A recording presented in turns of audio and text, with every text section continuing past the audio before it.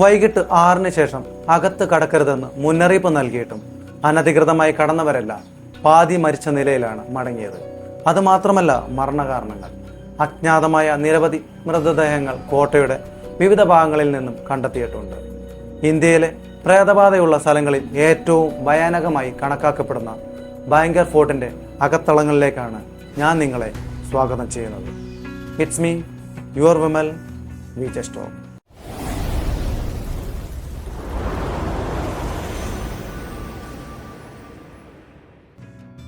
നിങ്ങൾ ഈ ചാനൽ ആദ്യമായിട്ടാണ് കാണുന്നതെങ്കിൽ ചാനൽ ഒന്ന് സബ്സ്ക്രൈബ് ചെയ്ത് കാണുക.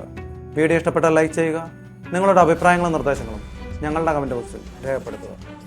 ജയ്പൂരിൽ നിന്നും ഏകദേശം 85 കിലോമീറ്റർ സഞ്ചരിച്ചാൽ പ്രേതബാധയുള്ള ബാങ്കർ ഫോർട്ടിലെത്തും. വഴിയിലൂടെ യാത്ര ചെയ്താൽ ഹിന്ദിയിൽ കോട്ടയുമായി ബന്ധപ്പെട്ട അമാനുഷിക കഥകൾ ഗ്രാമവാസികൾ പറയും. കോട്ടയുടെ അടുത്തെത്തുമ്പോൾ ജനസംഖ്യ കുറയും. കോട്ടയോട് ചേർന്നുള്ള ഗ്രാമത്തിൽ എത്തണമെങ്കിൽ പോലും 10 കിലോമീറ്റർ സഞ്ചരിക്കണം. കോട്ടയുടെ പരിസരം മുഴുവൻ വിജനമാണ്. കോട്ടയുടെ മുന്നിൽ ആരും വീട് പണിയാറില്ല. വീടുകളുടെ മേൽക്കൂര തകരുമെന്ന വിശ്വാസത്തെ തുടർന്നാണിത്. അതുപോലെ രാത്രിയിൽ കോട്ടയിലേക്ക് നോക്കാൻ പോലും ഗ്രാമവാസികൾ ഭയപ്പെടും. 17-ാം നൂറ്റാണ്ടിൽ പണി കഴിപ്പിച്ചതെന്ന് കരുതപ്പെടുന്ന മനോഹരമായ ബാങ്കർ ഫോർട്ട് എങ്ങനെയാണ് പ്രേതബാധയുള്ള കോട്ടയായതെന്ന കാര്യത്തിൽ ഗ്രാമവാസികൾക്ക് 2 അഭിപ്രായങ്ങളുണ്ട്. ആദ്യത്തേത്, വർഷങ്ങൾക്ക് മുമ്പ് രത്നകുമാരി എന്ന അതിസുന്ദരിയായ രാജകുമാരി ആ കോട്ടയിൽ താമസിച്ചിരുന്നു. അവളുടെ സൗന്ദര്യം വളരെയേറെ വ്യാപിച്ചതിനാൽ രാജസ്ഥാനിലെ പല രാജാക്കന്മാരും അവളെ വിവാഹം കഴിക്കാൻ മുന്നോട്ടേക്ക് വന്നു. അക്കൂട്ടത്തിൽ സിനിയ എന്ന മന്ത്രവാദിയും ഉണ്ടായിരുന്നു. രാജകുമാരിയുടെ സൗന്ദര്യത്തിൽ ആകർഷനായ അയാൾ എങ്ങനെയെങ്കിലും രാജകുമാരിയെ വിവാഹം കഴിക്കാൻ തീരുമാനിച്ചു. ഇതിനായി അദ്ദേഹം തൻ്റെ മന്ത്രവാദം തിരഞ്ഞെടുത്തു. ഒരിക്കൽ രാജകുമാരിക്ക് വേണ്ടി താൻ കൊണ്ടുവന്ന എണ്ണയിൽ മന്ത്രവാദം നടത്തി അത് രാജകുമാരിക്ക് നൽകി. എന്നാൽ എണ്ണയുടെ മണത്തിലൂടെ അതിൽ എന്തോ കലർത്തിയിട്ടുണ്ടെന്ന് തിരിച്ചറിഞ്ഞ രാജകുമാരി അത് പാറയിലെറിഞ്ഞ് നശിപ്പിക്കാൻ ശ്രമിച്ചു. അതിനിടയ്ക്ക് മന്ത്രവാദിയുടെ ദേഹത്ത് ആ എണ്ണ വീഴുകയും അയാളുടെ ശരീരം മുഴുവൻ ചതഞ്ഞരഞ്ഞ് പോവുകയും ചെയ്തു. പക്ഷെ മരിക്കുന്നതിന് തൊട്ടു മുമ്പ് പുനർജന്മമോ ആത്മശാന്തിയോ ഇല്ലാതെ കോട്ടയിലെ മുഴുവൻ ആളുകളും അനശ്വര ആത്മാക്കളായി മാറാൻ മന്ത്രവാദി ശപിച്ചു. ഈ സംഭവം കഴിഞ്ഞ് 1 വർഷം കഴിഞ്ഞപ്പോൾ മന്ത്രവാദിയുടെ ശാപം കോട്ട മുഴുവനും വ്യാപിക്കുകയും നിരവധി ആളുകൾ പല അമാനുഷിക അനുഭവങ്ങൾ അനുഭവിക്കുകയും ചെയ്തു.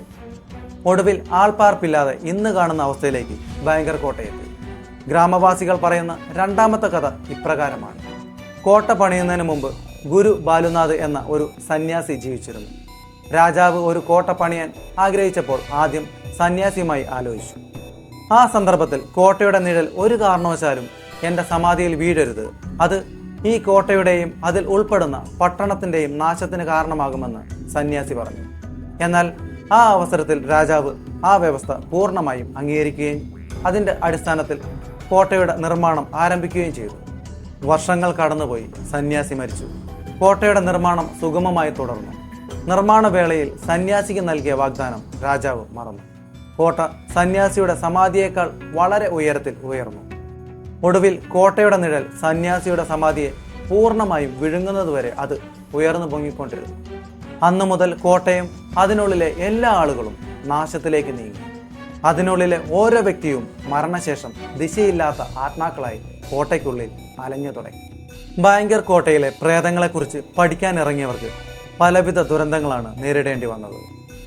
പ്രേതങ്ങളെ ആകർഷിക്കാനും അകറ്റാനും ഒരു മന്ത്രവാദി വളരെ കാലമായി കോട്ടയ്ക്ക് ചുറ്റും ഹോമങ്ങളും പൂജകളും നടത്തിയിരുന്നു. പക്ഷേ ഒരു ദിവസം അദ്ദേഹം അപ്രതീക്ഷിതമായി അപ്രത്യക്ഷനായി. 2 ആഴ്ചയ്ക്ക് ശേഷം കൊട്ടാരത്തിനടുത്തുള്ള കുളത്തിൽ അദ്ദേഹത്തിൻ്റെ മൃതദേഹം പൊങ്ങിക്കിടക്കുന്ന നിലയിൽ കണ്ടെത്തി. ബാങ്കർ കോട്ടയിലെ ഒരു രാത്രി ചിലവഴിക്കുക എന്ന വെല്ലുവിളി അവസാനമായി ഏറ്റെടുത്തത് ഇന്ത്യൻ പാരാനോർമൽ സൊസൈറ്റിയുടെ സ്ഥാപകനായ ഗൗരവ് തിവാരി എന്ന ചെറുപ്പക്കാരനായിരുന്നു.